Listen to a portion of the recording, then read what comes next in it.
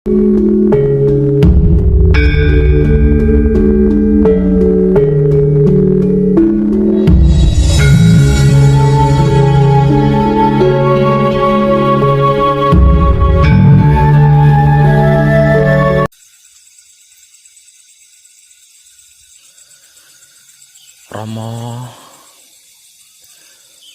nyuwun pangestu lan pengayoman kanthi teguh rahayu slamet.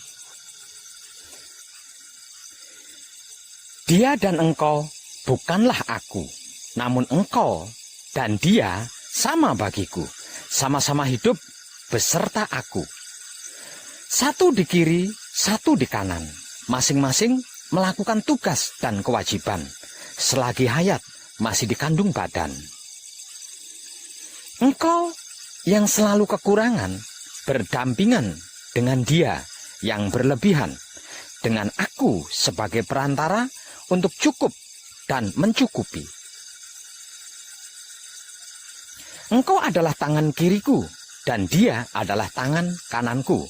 Aku adalah cakra otakmu yang merencanakan segala sesuatu. Saya adalah manusia, dia adalah seorang hamba si pengembara, dan aku terkandung di dalamnya. Maka adalah saya terdiri dari engkau, aku, dan dia. Satu, namun sebenarnya tiga. Jika dipelajari sampai sedalam-dalamnya, bunyinya tiga, namun nyatanya satu bagiku. Begitulah pemecahanku yang menghasilkan pemisahan antara jiwa dan raga. Gerak datang dari aku, yang menggerakkan dia, dan yang bergerak ialah saya. Dengan ini, maka coba terangkanlah padaku, siapa sebenarnya sejatiku ini?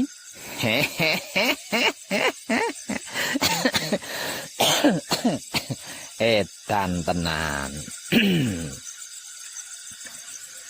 Coba perhatikan ini. Aku bertahta atau bersinggasana di dalam Baitul Makmur atau cakra otak yang berada di dalam kepala Adam. Di dalam kepala ada otak atau ubun-ubun. Di dalam ubun-ubun ada manik. Di dalam manik ada budi. Di dalam budi ada nafsu. Di dalam nafsu ada sukma. Di dalam sukma ada rasa. Di dalam rasa ada aku. Berarti Roh Suci atau Roh Kudus atau hidup atau esensi Dat Maha Suci hidup bertahta atau bersinggasana di dalam dasar otak setiap manusia hidup, bergelar sejatine satrio. Aku bertahta atau bersinggasana di dalam Baitul Muharram atau cakra jantung. Itu rumah tempat tinggalku, berdiri di dalam dada Adam. Di dalam dada ada hati, di antara hati ada jantung atau cakra jantung. Di dalam jantung ada budi, di dalam budi ada angan-angan atau rasa dan perasaan. Di dalam angan-angan ada sukma, di dalam sukma ada rasa, di dalam rasa ada aku. Berarti Roh Suci atau Roh Kudus atau hidup atau esensi Dat Maha Suci hidup bertempat tinggal di dalam dasar jantung setiap manusia hidup, bergelar satrio sejati.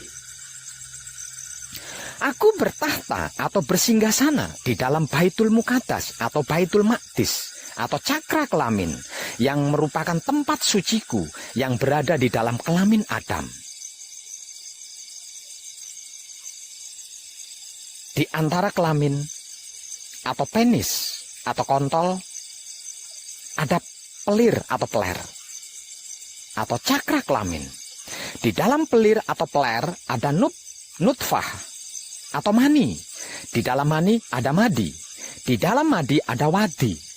Di dalam wadi ada manikem. Di dalam manikem ada rasa. Di dalam rasa ada aku. Berarti Roh Suci atau Roh Kudus atau hidup atau esensi Dat Maha Suci hidup ada di dalam kelamin setiap manusia hidup, bergelar Putra Rama. Sesungguhnya Seluruh sukma atau anasir, termasuk anasirnya, hewan dan tumbuhan, itu berasal dari cahaya atau Nur Muhammad, atau Ruh Suci, atau Ruh Kudus, atau hidup. Aku berasal dari Nur, atau cahaya, Maha Suci hidup. Dan semua yang ada di alam semesta ini berasal dari cahayaku. Aku adalah bapak dari segala sukma atau anasir, dan bapakku adalah Dat, Maha Suci hidup. Sukma atau anasir adalah merupakan pembatas daripada al-haq, seperti halnya jasad atau raga yang merupakan pembatas daripada hidup dan maha hidup. Dengan ini berarti sesungguhnya seluruh apapun di dunia ini adalah pakaian daripada ruh. Seperti halnya cahaya matahari. Mataharinya satu, akan tetapi cahayanya memasuki setiap jendela serta menerangi setiap ruangan. Sebenarnya ruh tidak masuk ke dalam raga, akan tetapi seperti penunggang kuda, dan raga adalah kuda.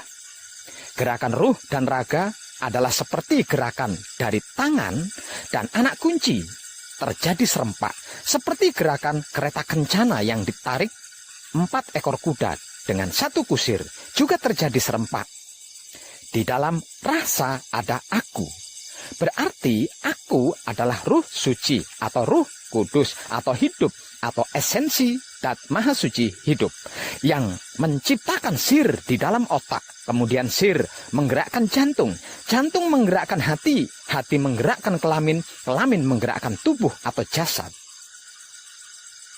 Urut-urutannya seperti ini: hidup, otak, hati, kelamin, tubuh atau wujud, atau ruh, sir, dat, sifat, jasad, atau rasa, rasa, krasa, rumangsa, ngerasa ake, jadi. Romo,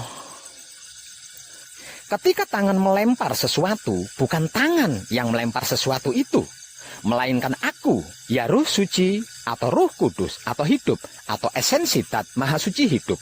Sesungguhnya Ruh Suci atau hidup adalah urusan Maha Suci hidup.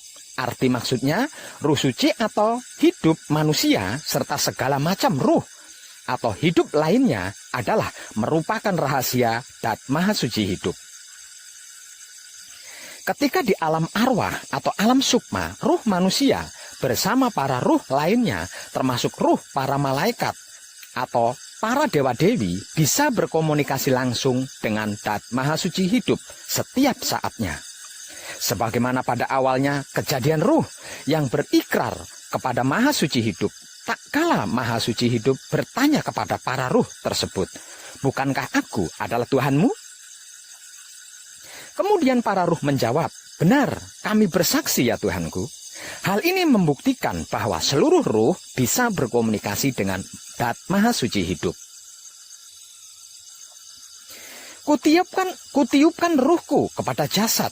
Kemudian ruh masuk ke dalam jasad sambil membawa amanah dari Maha Suci hidup. Apakah amanah itu? Tak lain dan tak bukan adalah tugas untuk hidup di dunia seperti apa dan sebagai apa. Sesungguhnya telah kami tawarkan amanah kepada langit, bumi, dan gunung-gunung. Akan tetapi mereka semua enggan memikulnya karena takut mengkhianatinya. Namun manusia bersedia memikulnya karena manusia sungguh zalim dan bodoh. Romo, karena dunia merupakan tempat pembelajaran bagi ruh, maka ruh diturunkan ke dunia dengan tugas sebagai apa dan peran apa di kehidupan dunia ini. Pada awalnya saya meyakini bahwa setelah lepas dari belenggu tubuh, hidup akan secara otomatis dan tanpa proses bisa langsung kembali kepada asalnya. Ternyata tidak, karena kalau gagal mencapai kesempurnaan hidup, hidup akan masuk dan tinggal di alam penantian bersama para ruh-ruh lainnya, termasuk para malaikat atau dewa-dewi. Sedangkan sukma yang awalnya adalah 4 anasir masuk dan tinggal di dalam pengadilan. Di setiap saatnya, para ruh selalu memohon kepada Dat Maha Suci Hidup, "Ya Tuhanku, kembalikanlah aku ke dunia, agar aku dapat melakukan perkara yang aku lalaikan." Dan Maha Suci Hidup menjawab, "Tidak, itu hanya alasan belaka. Di belakang kalian ada tabir yang menghalangi kalian, sampai hari kalian dibangkitkan." Para ruh tetap berusaha memohon, "Sekiranya kami dapat kembali ke dunia lagi, ya Tuhanku, niscaya kami akan menjadi orang-orang yang beriman." Dan Maha Suci Hidup menjawab, "Sesungguhnya hal ini menjadi keterangan yang nyata, namun kalian tidak mau percaya." Namun tidak sedikit permohonan para ruh ini terkabulkan. Dan inilah yang disebut sebagai reinkarnasi, yaitu lahir kembali ke dunia dengan wujud yang berbeda dan sebagai apa yang berbeda pula.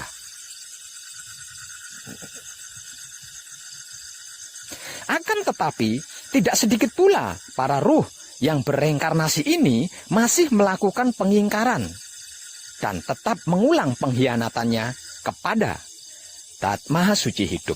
Namun, Maha Suci Hidup tetap adil lagi bijaksana.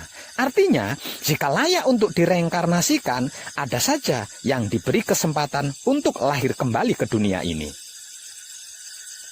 Para kadang kinasiku sekalian, apa yang saya uraikan tadi tidak akan mudah untuk dimengerti dan dipahami bagi orang-orang yang belum pernah bertemu dan menyaksikan sendiri sucinya dirinya sendiri. Pepatah lama mengatakan, "Tak jumpa maka tak kenal, tak kenal maka tak cinta, tak cinta maka tak iman."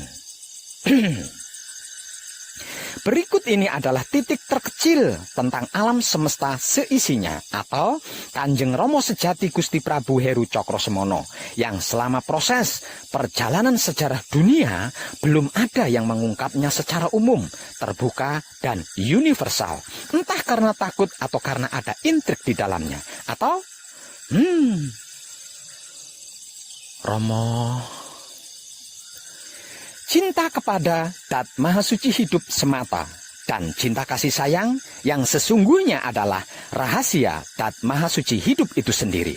Sebab cinta kasih sayang adalah gerak-gerik ruh suci atau roh kudus atau hidup atau esensi Dat Maha Suci Hidup. Karenanya dibutuhkan kesadaran rasa untuk itu. Bagaimana cara dan teknik serta metodenya agar supaya kita bisa mengenal Maha Suci Hidup? Di manakah ia? Kemana kita harus mencarinya? Apakah harus ke Mekah? Ataukah India? Atau ke negeri Cina? Apakah demikian jauhnya Dat Maha Suci Hidup itu berada? Apakah kita tidak tersesat nantinya jika jarak tempuhnya sejauh itu?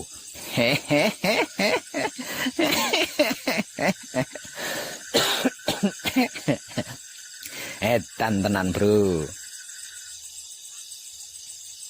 Tidak ada satu ayat pun yang mengatakan Dat Maha Suci Hidup itu ada di Mekah, atau India, atau Cina, atau di Jawa, dan lain sebagainya. Coba perhatikan ini.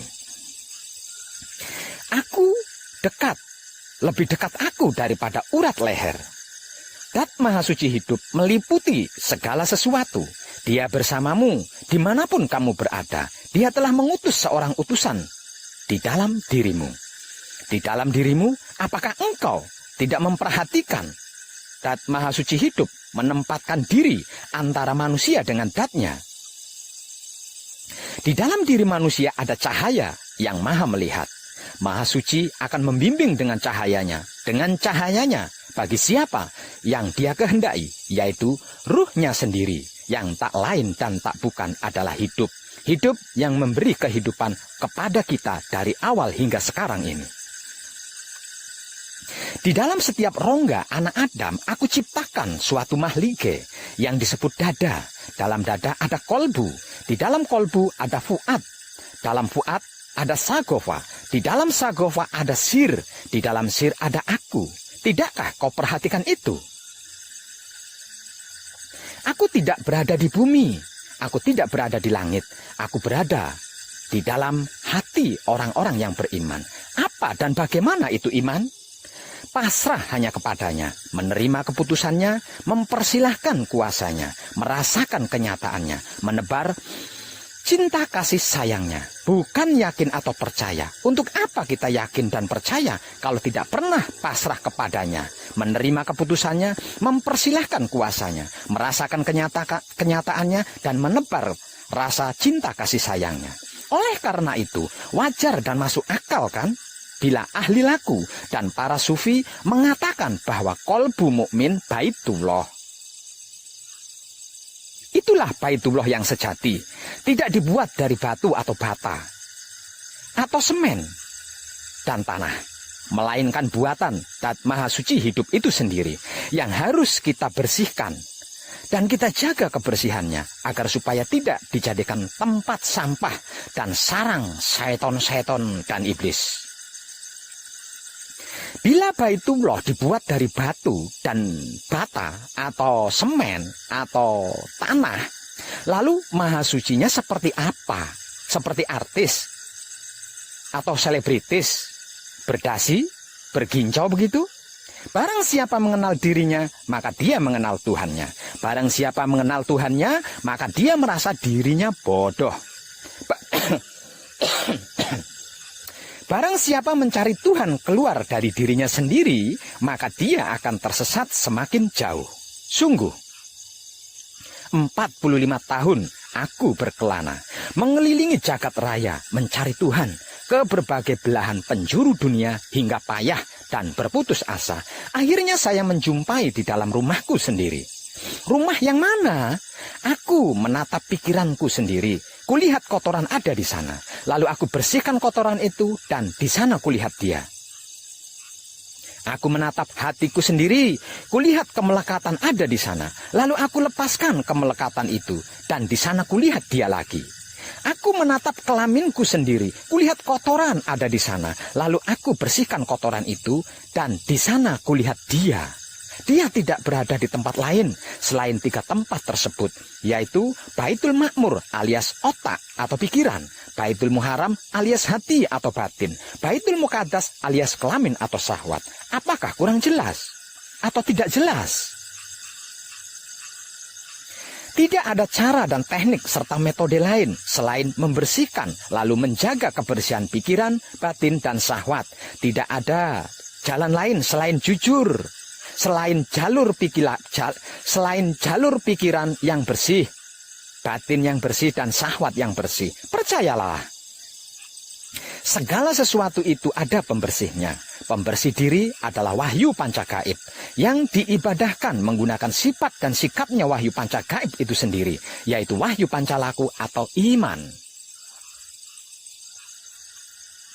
Apapun yang tertulis di dalam Alkitab, rontal dan kertas itu benar semuanya, tidak perlu dirisaukan.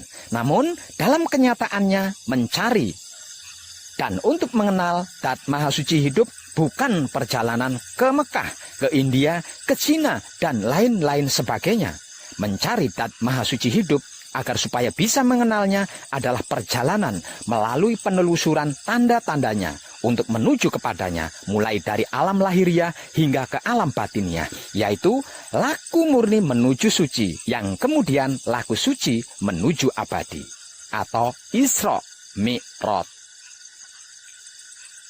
Disadari atau tidak disadari, sesungguhnya manusia itu dalam keadaan tidur. Ketika mati, baru dia terbangun. Untuk hal ini harus bisa mati sebelum mati. Mati sak njeroning urip maksudnya. Agar supaya kesadaran ruh sucinya bangkit untuk berkomunikasi dengan Zat Maha Suci hidup. Hanya dengan ini, seseorang bisa membaca kitab yang kekal yang berada di dalam dirinya sendiri.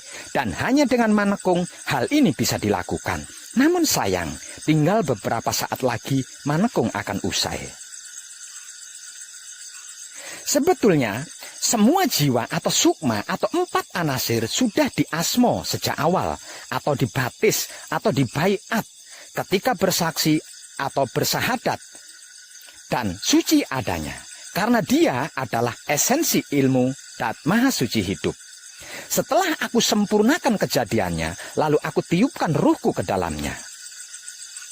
Namun, setelah turun ke dunia untuk mengemban amanah atau laku kehidupan di dunia, lalai bahkan lupa akan amanah atau laku tersebut, bahkan berusaha mengekang dan menguasai Ruh Suci atau Roh Kudus atau hidup yang seharusnya berdikari memerintah 4 anasir atau sukma untuk menjalankan amanah atau laku di kehidupan dunia. Sebab itu manusia dijuluki sebagai insan yang artinya lalai. Karena 4 anasir atau sukma itu cenderung menyukai perbuatan jahat, sehingganya dibaiat atau dibatis atau diasmo sejak awal bersahadat atau bersaksi, agar supaya 4 anasir atau sukma yang dikenal dengan sebutan jiwa ini mudah mengingat Dat Maha Suci hidup, sehingga Roh Suci atau Roh Kudus atau hidup bisa mengendalikannya dengan mudah. Merasa Islam, merasa Muslim. Para kadang kinasiku sekalian, di dalam pengkajian diri sejati di era milenium ini, teliti dan jelilah, buka pikiran, buka hati, dan buka syahwat dengan kesadaran yang sesadar-sadarnya. Jangan mudah percaya kalau belum mengalami dan merasakan sendiri, serta menyaksikan sendiri ada banyak jebakan emen di dunia ini yang dibuat oleh para ahli politik zaman dulu, bahkan saudara-saudari kita sendiri di zaman sekarang yang belum tercerahkan. Rasulullah Shallallahu Alaihi Wasallam bersabda, urusan dunia engkau lebih tahu, tata cara beribadah ikutilah caraku. Yang menjadi beberapa pertanyaannya sekarang adalah, bila pegangan kita Al-Quran dan Sunnah Rasulullah, kenapa kita tidak mengikuti tata cara beribadahnya Rasulullah ketika di Gua Hiro? Apa yang dilakukan Rasulullah di Gua Hiro sehingga beliau bisa menerima wahyu Allah? Waktu itu belum ada Al-Quran dan tata cara sholat seperti sekarang loh. Kenapa tidak bertafakur di Masjidil Haram? Kenapa Rasulullah menetap di Madinah, tidak kembali ke wilayah Mekah? Apakah karena Mekah sebagai wilayah musuh bebuyutan Nabi Muhammad? Apakah mungkin Nabi Muhammad secara tersamar memperingatkan umatnya agar tidak terkecoh karena terpesona oleh situs Ibrahim di Masjidil Haram? Kenapa disebut Masjidil Haram? Apakah ada kaitannya dengan surat At-Taubah ayat 107 dan 108?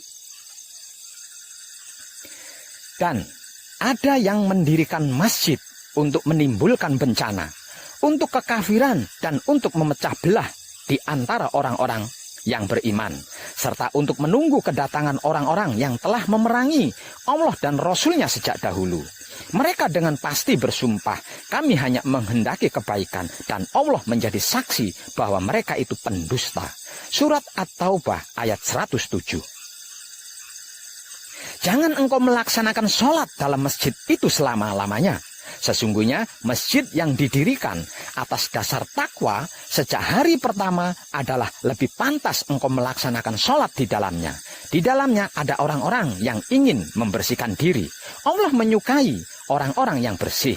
Surat At-Taubah ayat 108. Bila kita bersedia membaca catatan kaki Al-Quran dan terjemahannya di Departemen Agama Republik Indonesia, bahwa yang dimaksud dengan orang-orang yang telah memerangi Allah dan Rasul-Nya sejak dahulu,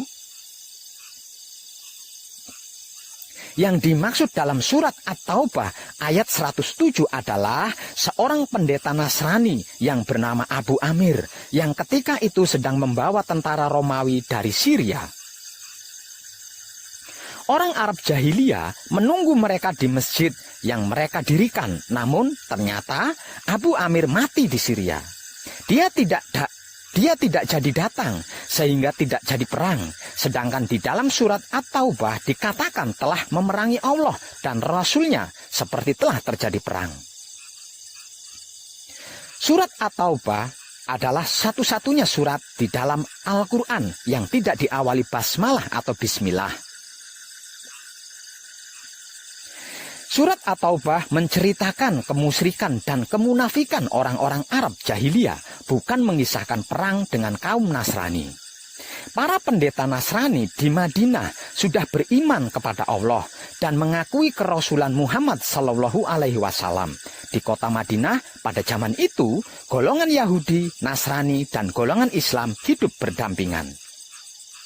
Madinah artinya madani, mapan. Apakah mungkin pendeta Nasrani Abu Amir yang sudah beriman kepada Allah mau bersekutu dengan golongan penyembah berhala? Pada zaman jahiliyah, konon kabarnya bangunan utama di kota Mekah adalah Masjidil Haram. Bangunan serbaguna selain untuk kegiatan ibadah juga dipergunakan untuk kegiatan lain seperti untuk berkumpul, untuk bertransaksi, bisnis, dan lain sebagainya. Konon sejarahnya, sewaktu perang Badar, Masjidil Haram itu dipergunakan oleh kaum musyrikin untuk menghimpun kekuatan serta dipergunakan untuk menunggu pasukan yang memerangi Allah dan Rasul-Nya. Pertanyaan berikutnya,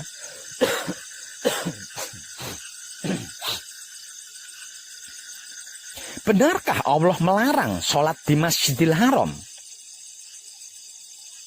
Seandainya benar Allah melarang sholat di Masjidil Haram, ini luar biasa, bro. Karena berarti selama ini umat Islam terkecoh. Edan tenan. Romo. Para kadang kinasiku sekalian, coba renungkan ini.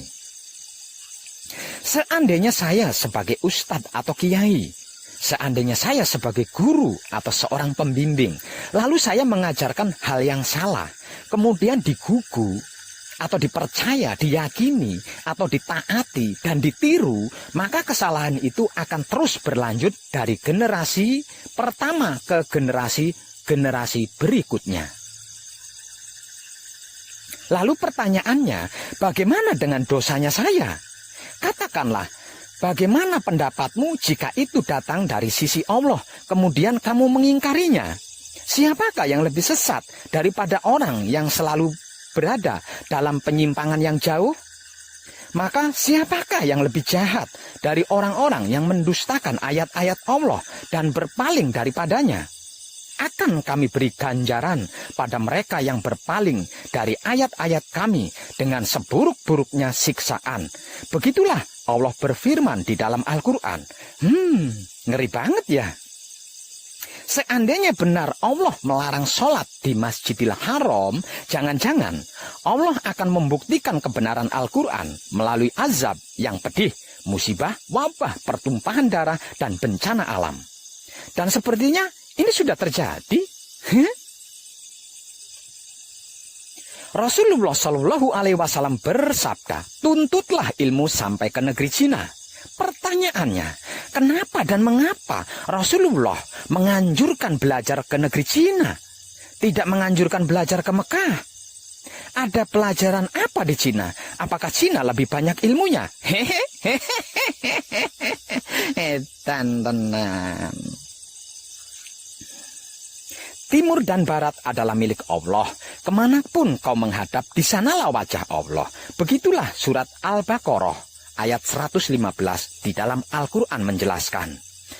Kenapa diharuskan hanya menghadap ke Barat? Kalau tidak, dianggap kafir, musyrik, syirik. Sedangkan ayatnya berkata begitu. Ada apa ini? Mengapa selama ini kita tidak pernah berpikir hingga ke hal pertanyaan ini? Apa karena kebodohan kita? Atau karena takut, lalu terpaksa diam? Atau ego, pamrih arogan kitalah yang senantiasa menghadapkan wajah kita ke barat dan melupakan wajah timur, utara, dan selatan.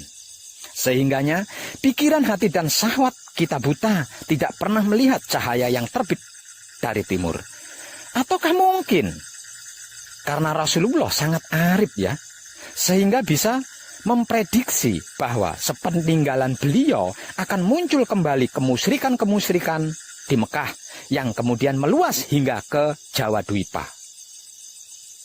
Lupa atau memang tidak tahukah sabda Rasulullah bahwa kelak sepeninggalan beliau umat Islam pun akan terpecah belah menjadi sekian, sekian, sekian, sekian, sekian.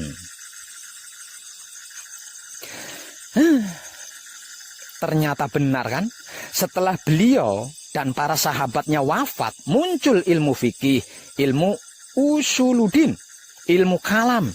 Kemudian umat Islam pun terpecah dalam mazhab-mazhab. Moral jahiliyah pun muncul kembali, terutama pada masa Bani Umayyah, kemudian diperparah oleh Bani Abbas.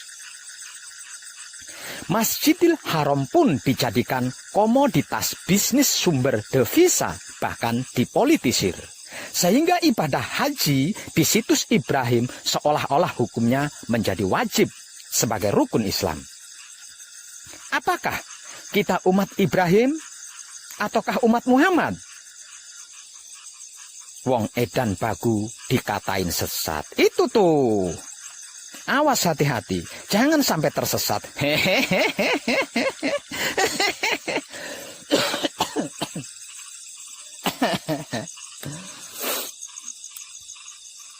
Edan tenan. Barang siapa mengenal dirinya, maka dia mengenal Rabb-nya. Barang siapa mencari Allah keluar dari dirinya sendiri, maka dia akan tersesat semakin jauh. Berarti bila kita mencari Allah ke Mekah, India, Cina, Inggris, Jawa, apakah akan tersesat?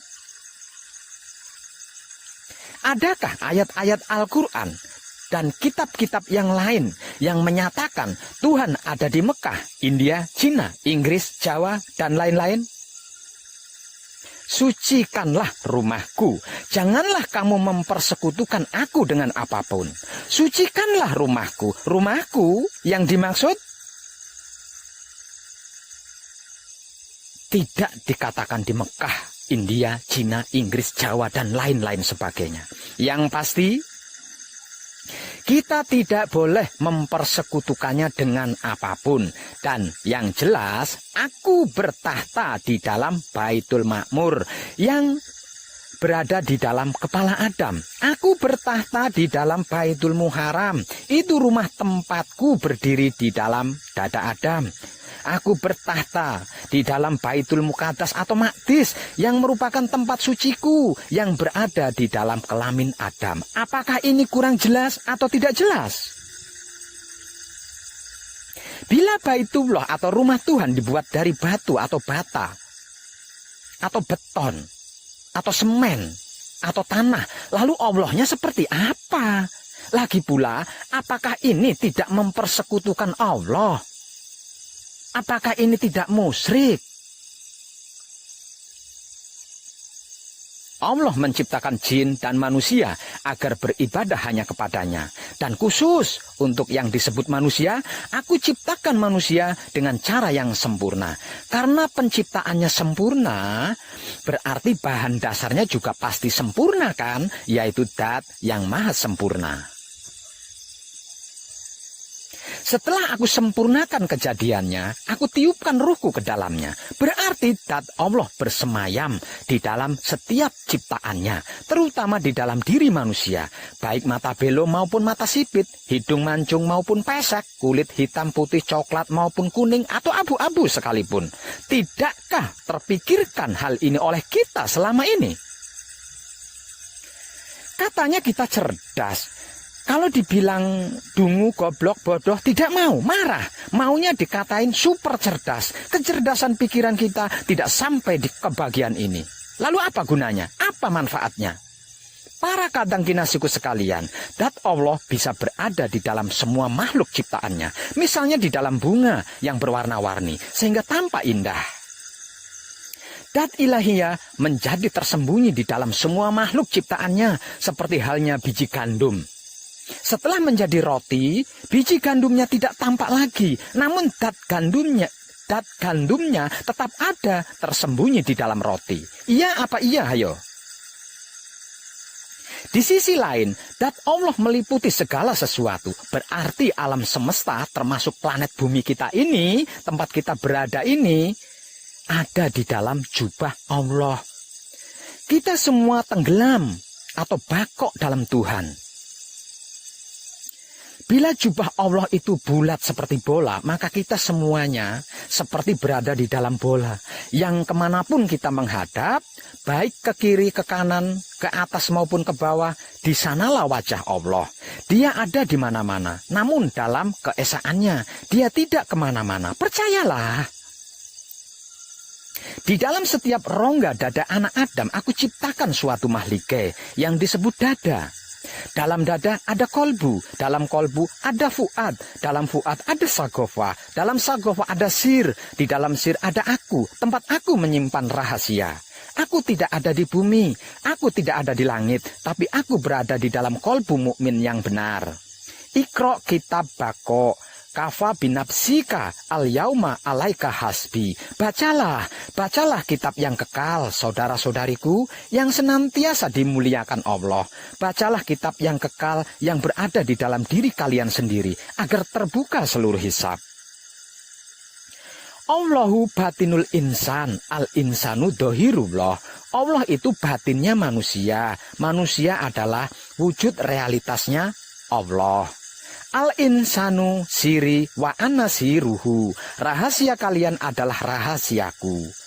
Laya firalahu ghairullah. Yang mengenal Allah hanya Allah. Arabtu robbi birobbi. Aku mengenal Tuhan melalui Tuhan. Romo ma'araf naka hakko ma'rifataka. Aku tidak mengenal engkau kecuali sampai sebatas pengetahuan yang engkau perintahkan.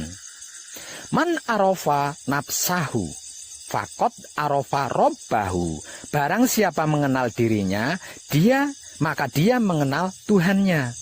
Man arofa robbahu fakot jahilan nafsahu.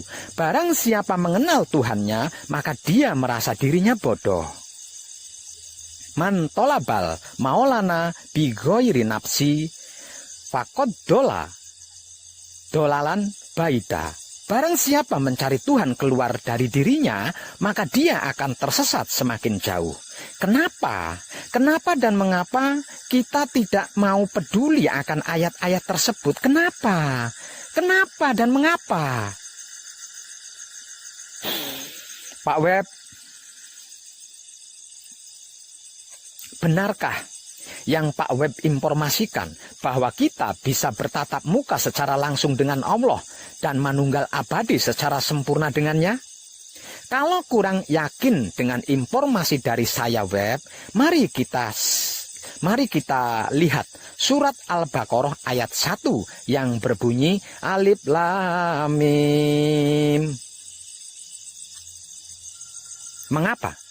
Mengapa ayat ini kok dibaca? Mengapa ayat ini kok tidak dibaca alam atau alim?